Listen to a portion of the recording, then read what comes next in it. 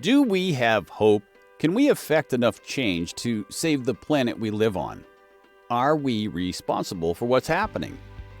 What is climate change? Is it real? Do we care about it? My wife and I are on a journey of change, and I want to share with you the why of our journey. There are a lot of topics that we can talk about, and we will. Each week I aim to cover a different topic. I want to hear opposing thoughts and discuss the why of our disagreements. We will cover such topics as fossil fuels versus renewable energy. That's the big one of the debates and has been for years. Can the wind and the sun really help us out of this mess that we're in? Can we break free of fossil fuels altogether? Look, I'm not a scientist. I'm just someone who wonders what we might be leaving our children and grandchildren. I think about that and it scares me. I think that if we knew for sure that our big blue planet were going to be uninhabitable in 30 years, we might all be willing to do more. I think we would. Should we be? I'm not saying that it will be, but things will be different in 30 years if we don't. Bear with me on this for a moment. For 100,000 years since modern humans first showed up on Earth, our temperature had been bouncing up and down by as much as 10 degrees in just a decade. Quite a tumultuous time for the first modern humans. I want to mention again that I'm not a scientist. I learned a lot of this from watching a lot of David Attenborough documentaries on the climate and the planet itself. If you haven't watched any of those, I highly recommend them. Anyway, the fascinating thing is that our temperature stabilized just 10,000 years ago, an amazing interglacial period. This period of stability has a name of its own. It's called the Holocene. During this period, the temperature stayed between plus or minus only 1 degree. This time period literally allowed us to establish the modern world as we know it to be now. Sea levels stabilized. We had very predictable seasons. This period of time is the only period of time that can support our modern world.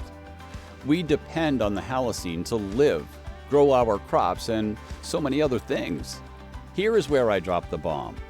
We have now left the Holocene behind, and we are racing towards something totally different, something that may not allow us to continue on the wonderful path we were on.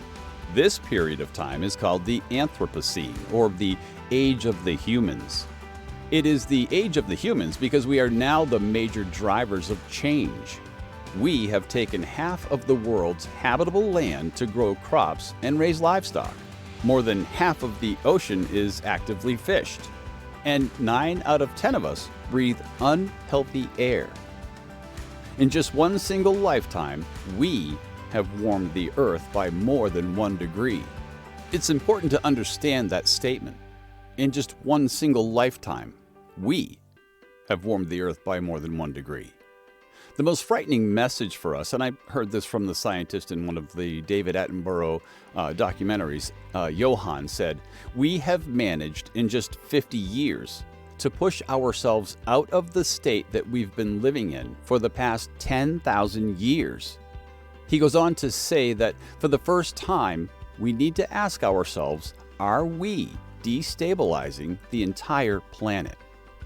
If you're someone who doesn't believe in global warming or climate change, or maybe you're just someone who thinks we as humans are not responsible for this change and the Earth will somehow self-correct this dramatic period of change, I pose this question to you. What if you're wrong? I think it's easy to answer that question because the answer to that question is obviously the end of life on our planet. Now, let's be clear. I think that statement needs to be said with a bit more meaning and passion because the way I said it was a bit blunt. And I want to add a little bit to it as well. So here goes. If you are wrong, our children, grandchildren, and great-grandchildren will be looking at devastation. The climate will no longer be something we can fix. The Earth will not correct itself, and life as we know it will end.